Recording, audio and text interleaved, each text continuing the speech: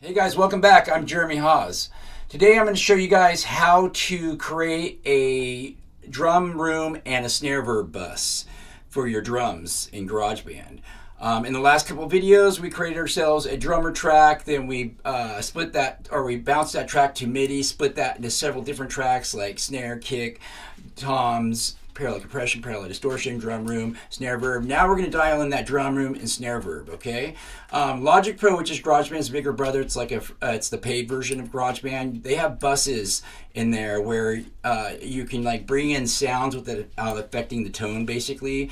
And that's what we're going to do. We're basically going to fake it with GarageBand, which is you can do. It's really cool. So I'll show you guys how to do that. We want to give our drums some space, some depth. And that's what the drum room does, and that's what the snare verb does also, okay?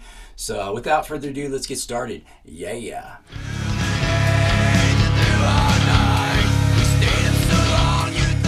Alright guys, so here we are in GarageBand, and in the last couple videos what we've done, we took our drummer track, which is right here, and we bounced to MIDI, which is right here. So this is our whole drum kit. Bounce from this bad boy. I'm going to turn these off because what we did next is we took this track here and we separated our drum kit into overheads, which is cymbals, kick, snare, toms, drum room, and snare verb, parallel compression, and parallel grit, parallel distortion, whatever you want to call it, okay? So let me hit play to kind of show you what we're doing here, and then we'll get on to the drum room and snare verb, okay? Overheads, kick, snare, toms, drum room, snare verb, parallel compression, parallel grit, okay? So we are working on drum room today. We're gonna start with this drum room here, and let me go ahead and turn off the EQ and the platinum verb, and let me start with this. So I always put a directional mixer on my whole kit. If you're gonna put it on one piece, you need to put it on all of them. What this does is you'll go down to imaging and put on a directional mixer. What this does is flips your whole kit 180 degrees, turn this all the way to 180 degrees negative, and it'll flip your kit around. So when you're listening through your speakers, it sounds like you're sitting in front of the band. If not, it sounds like you're sitting behind the drum kit. And I think your drummers would appreciate this. You know, it's just a proper way of doing things. I think. So if you use it on one, use it on all. If you've been watching the series, you've seen that I've been doing this. Okay. So now you got that. Next is the compression. So we're going to go down to dynamics and you get your compressor there, okay? So, and again, compression works off how fast. Remember, my BP, my tempo is 130. Yours might be slower or faster, so you're going to have different settings for your compressor here. Just to let you know that, okay? But this is what I've got here. I've got threshold at -24, ratio at 3:1, just slightly using it. Attack at 23 milliseconds, anywhere from 20 to 30 is good, and gain reduction. So that's another thing I want to talk about. So you want to bypass this, turn it on and off, and see if it's the same volume as it was before. You don't want to be louder because louder just sounds better. To be honest with you, you want it to be exactly the same to see if it's actually helping or not. Okay, so. That's why I have -2 right there. It's about the right. Yeah, cool. Okay, all right, so compression's done now. What we're gonna do now is platinum verb, okay? So this, you're gonna go down to your reverb and grab platinum verb right here, okay? And then, I usually don't use presets, but for this demonstration, we're gonna use wooden verb, which is right here, okay? This is just a great drum room and snare verb reverb, okay? That comes stock with GarageBand. Okay, pre-delays. This is important. I'm explaining this a little bit. Pre-delay is how long it takes for your reverb to kick in after your drum hit happens, okay? So very important that you don't have this too long, because if you have it too long, it won't turn on. You'll have a bunch of hits before it finally turns on, and then it just doesn't sound good, okay? And also the other way is you don't want it to turn on too quick. You don't want to turn on right when you do the hit, because that can sound muddy and bad also, okay? Just a different way. Okay, so remember, and again, this it happens on how fast your song is, your tempo, and if you're using quarter notes, half notes, full, that kind of stuff also, okay? It really does. And so reverb time, this is another important one. Reverb time is once it kicks in, the plugin turns on, the reverb turns on, this is how long it stays on for. So this is very important too.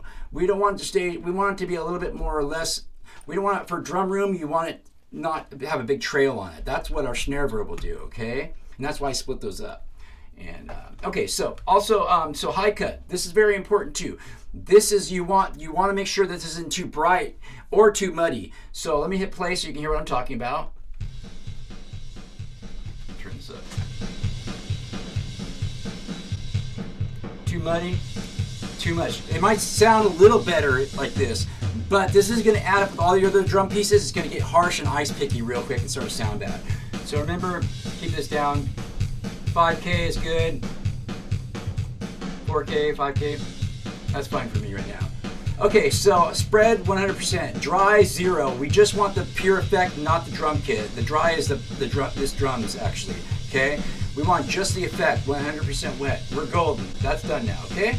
So next is our channel EQ. This is a big one. Usually I put a channel EQ before compression and anything else, but for reverb I always put it afterwards because we want that. We don't want the low end, that weight building up. It will destroy our mix in the end. Okay, it might sound good right now, but we don't want it on. So let me show you what I'm talking about. You can find your channel EQ under EQ right here. Okay, see that weight? So this does a lot here. I've got a high pass filter out to. I got it out to 214. I actually can bring this down a little bit, and then I got a slight cut, a bell cut at 300 hertz, and about a about 4 dB. Also, like a 6471 Q is good. But remember, it's different for everything. These EQs are different for every type of whatever you're using. And also, I got a low pass filter out to about 10K. I should bring this a little lower. Get that high end, get rid of that. And remember, you're cutting a bunch here, so your makeup gain, you want to turn your makeup gain, shove it up a little bit, and turn it on and off and see if it's louder or quieter. I actually can turn this up.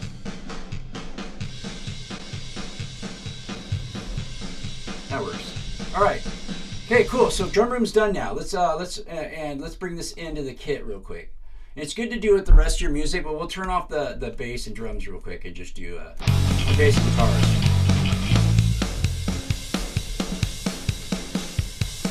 Turn off our snare verb. Let's even turn off our parallel compression and grid so you can hear this. Too much? Felt, not heard.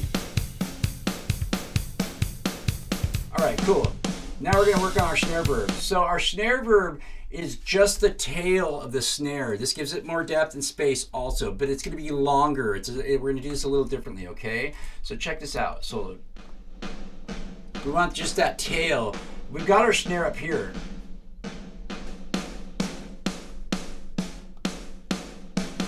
Okay, we just want the trail. So it's not supposed to sound really good by itself. So, and it's a good idea to use this snare verb. When you're usually dial it in, you want to do it with your snare or your drum piece, all your stuff. You usually want to go back and forth, okay? Don't do it single, because it's not, you really, it's in the context of the whole mix. And it took me a while to understand that one. But so I just want to let you know, I am doing, for this video, I'm singling out so you can hear what we're doing, okay? So, okay, so first, again, directional mixer, flip it at 180 degrees. Then we're going to go grab a compressor, and I showed you where that was. Okay, compressor, this is just slightly different. I have a ratio 4:1 instead, and I got the tack is a little different at 17 milliseconds. Again, it depends on your BPN, what you're using compressor on, what style compressor it is, okay? And the gain, this is the gain. Make sure that it's the same volume turned on or off. Let me turn these guys off real quick.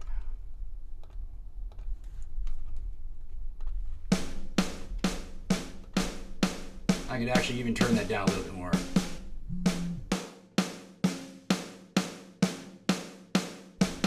All right. Turn that down just a little bit. All right, that's good enough. Okay, now we've got our snare, or our compression done for our snare verb. Now we're going to go back to our reverb, our platinum verb again. And this is going to be a lot different because we need a trail. We need to be there longer. So I've got my, I have it actually, I believe my pre-delay is a little bit longer too. It's 23 milliseconds. It all has to do with your BPN or quarter notes, eighth notes, also plus your tempo of your song. The reverb time, this is where I have it a lot longer, okay? Because I want that trail. I want it to stay on a lot longer, let's put it that way. Okay, high cut, I brought it down a lot because, again, we don't want harshness to build up, okay? We don't want this real trebly. We want more of a wet, deeper, you know, sound. We don't want it up there. That's going to build up. We don't want it way down here. That works. Again, dry 0% and wet 100% effect, okay? All right, so next is our channel EQ. This again will help cut weight, okay? So let me toggle this on and off so you can hear what I'm talking about. Okay? It's a lot of weight. That weight will build up too. I might have a little cut off too much, but let's see. Okay, high pass filter. Okay, I got that out to 190 hertz. I'm gonna bring this down just a little bit, give it a little bit more. There we go. Okay. And then also I'm using a cut at 270, a bell cut around, you know, about 4 dB, 3.5 dB cut. And then I've got everything else turned off. I can actually put a little bit of a low pass filter on this. Bring it out to about 10K, 8K, 9K, that works. And then just in case, I'm gonna bring this slope down to 18 so I'm not feeling it too much. Okay, again, use this the makeup gain here to turn it up or down. It's cut, so we're going to turn it up.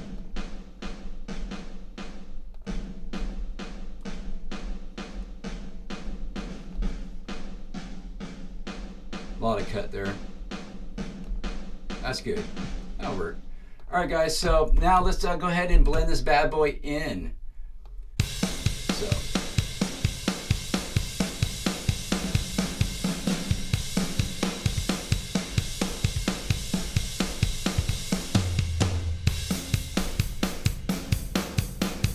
Felt, not heard. All right, parallel compression. This is your punch. Grit. This is your real, more. It makes it a little bit more dirty, like real drums instead of MIDI. Okay.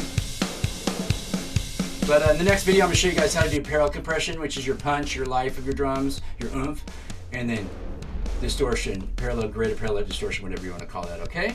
So we'll get back to all that. Rock out. Damn, those guitars are loud.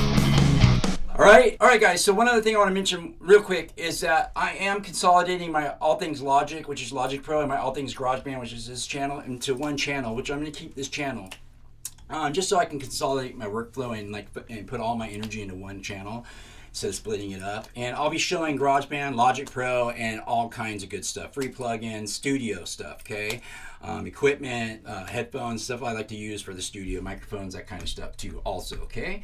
So that'll be coming up soon. I'll let you guys know. And also, if you guys enjoyed this video, smash that like button. Please subscribe. I'm Jeremy Haws. I'll see you guys on the flip side. Don't do anything I wouldn't do. That leaves it wide open. See you guys. Yeah. I slept so long I thought I would go blind. You don't believe a single word that I'm saying.